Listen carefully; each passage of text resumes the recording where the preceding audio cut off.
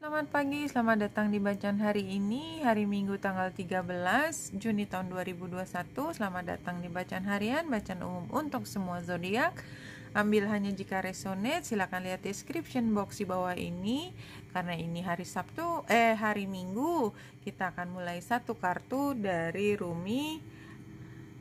Let Love Transform. Jadi kayaknya memang transformasi, dan itu yang bertransformasi, yang berubah, yang berganti bentuk itu adalah cinta.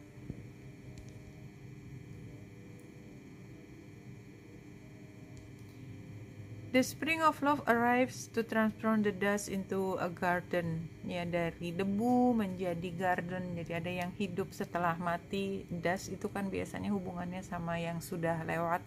The call is heard from the heavens to beat the wings of soul to fly. Akhirnya ada jawaban ketika jiwa kita ingin sampai pada satu titik yang lebih tinggi. Ya, kira-kira begitu terjemahan bebasnya.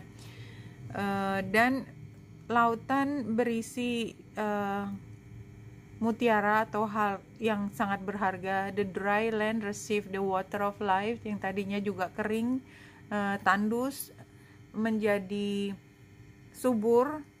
The stone becomes a ruby, ya, batu menjadi batu berharga. And the body becomes a soul. Tapi ini berarti transformasi, perubahan yang besar. Kalau di sini digambarkan yang tadinya tubuh fisik menjadi jiwa, apapun maknanya. Kita lanjut 3 kartu dari Lenormand. Bulan itu menunjukkan waktu yang masih terus berjalan. Jadi kalau ada hal yang belum jelas kemarin, waktu akan memberikan kesempatan buat kita untuk memahami, dan kalau memang itu adalah hal yang bermanfaat buat kita akan terus mengembangkannya, dan itu adalah masalah waktu.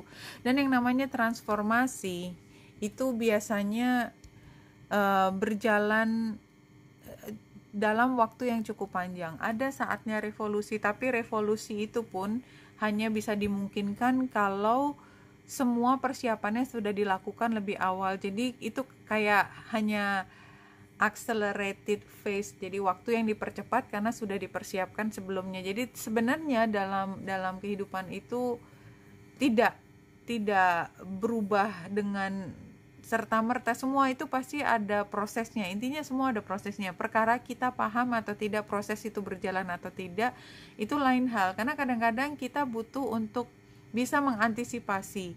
Sebenarnya tidak semua bisa diantisipasi. Misalnya kalau setelah kejadian misalnya gempa bumi or something gitu ya, kita kan ilmu pengetahuan bisa mengantisipasi. Kadang-kadang kita juga tidak bisa mengantisipasi, tapi setelah selesai kejadian kemudian kita melakukan investigasi, sebenarnya tanda-tanda itu sudah muncul, hanya saja kita tidak bisa mengartikannya, menginterpretasikannya, menafsirkan sebagai satu bentuk pertanda. Itu sih kalau menurut saya. Tiger's eyes, ini mata kucing ya. Kalau kita mata ini kan batu, kayaknya ini sering saya lihat mata kucing. Di sini sebutnya seringnya mata kucing, tiger's eye. Ini simbol apa? Simbol dari empowerment, pemberdayaan. Tiger's eye symbolizes prosperity and encourages the right to use of power. It balances your needs with those of others, finding solution. Ya, ini juga ada assert yourself wisely. Jadi prosperity itu kesejahteraan karena kita berani bicara, karena ada encourage tadi. Memang keberanian di sini, fungsinya adalah keberanian.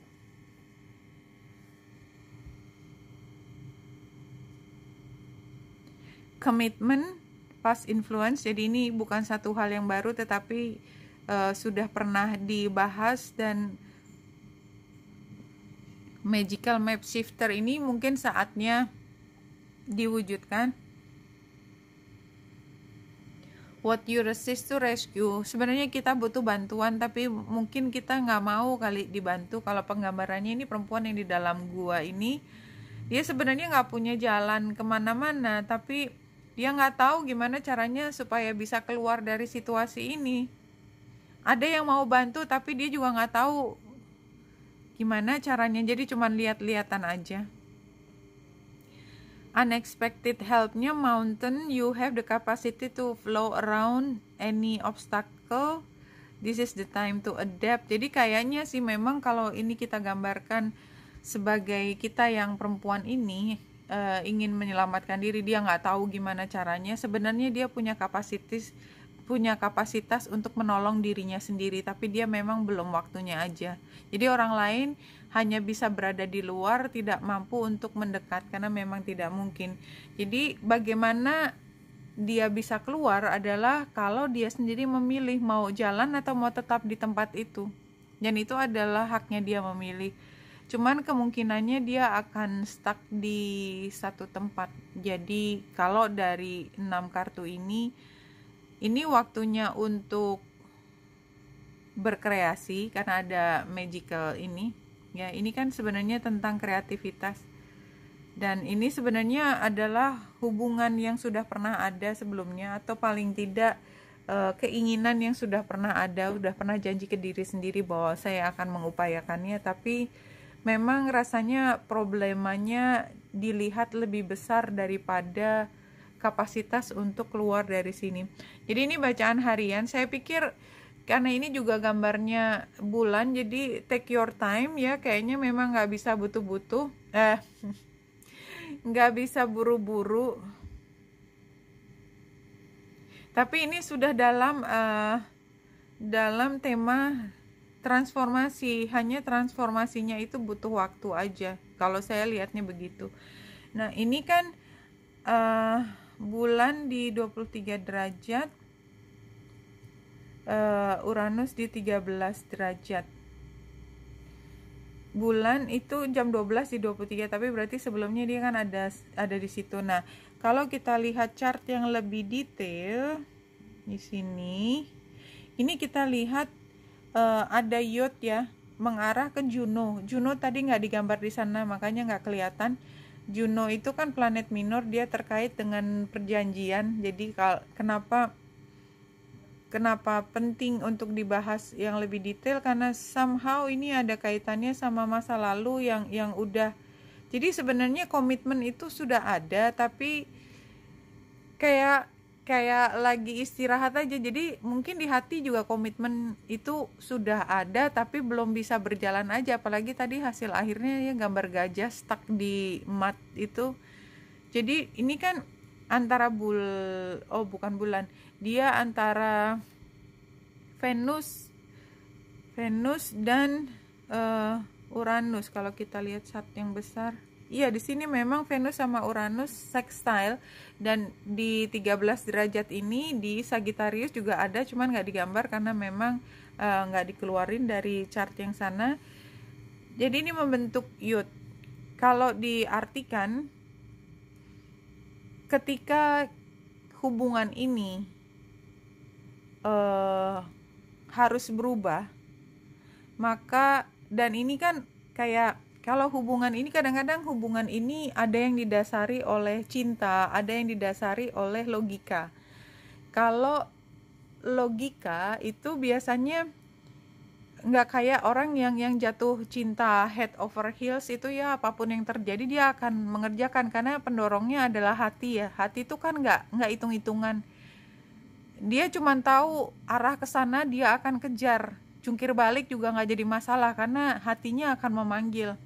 Nah kalau cinta itu datangnya dari logika, kayak bisnis aja, begitu kita hitung-hitungannya lebih banyak ruginya, kita tahu persis, ya kita nggak mau lah lari ke sana, ngapain juga gitu kan kita pakai logika, dan kita nggak ngerasa kehilangan cinta kalau hilang, karena ya kita hanya kehilangan kerugian aja, justru kita mencari hubungan yang lain gitu kan kalau kita menggunakan logika, something like that. Jadi kan itu pilihan kita. Nah tetapi kan ada yang berubah dengan sextilenya antara Venus sama Uranus, termasuk perubahan, apakah kita mau pakai rasa atau mau pakai logika, atau mau pakai rasa keamanan atau rasa kenyamanan, atau ya kan kadang-kadang kita nyaman amannya bersama dengan dia di hubungan ini, walaupun sebenarnya hatinya udah nggak di sini banget, ada hatinya udah ketarik tempat lain, tapi somehow aku juga nggak mau kehilangan kenyamanan di sini, something like that. Jadi kan kayak ada konflik di sini, ada sesuatu yang diambil keputusannya, tapi ini sebenarnya bukan sesuatu yang sudah maksa banget karena dia sextile hubungannya ya, dan dia berujungnya ke Juno. Jadi seperti ngingetin kita kalau memang kita situasinya kayak gitu, bingung antara banyak hal, antara hati dengan logika apapun, maka sebenarnya yang diingatkan adalah agreementnya apa. Kalau agreementnya dulu adalah perkawinan dan memang dalam susah dan senang bersama, ini barangkali dalam susahnya ya jangan hitung-hitungan gitu kan, kayak gitu, karena agreementnya gitu, kecuali agreementnya mau diubah, tapi sementara agreementnya masih itu gitu.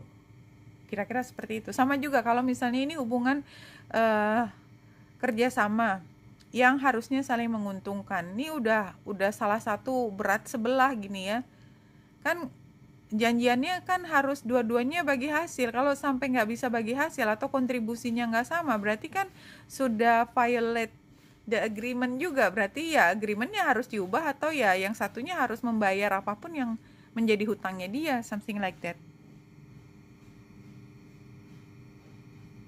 Kenapa love transform? Komitmen ya, jadi rasanya memang harus ada perubahan, karena bagaimanapun juga ketidakseimbangan itu kan membuat orang terguncang ya. Yang namanya timbangan berat sebelah tuh pasti berantakan, jatuh semua.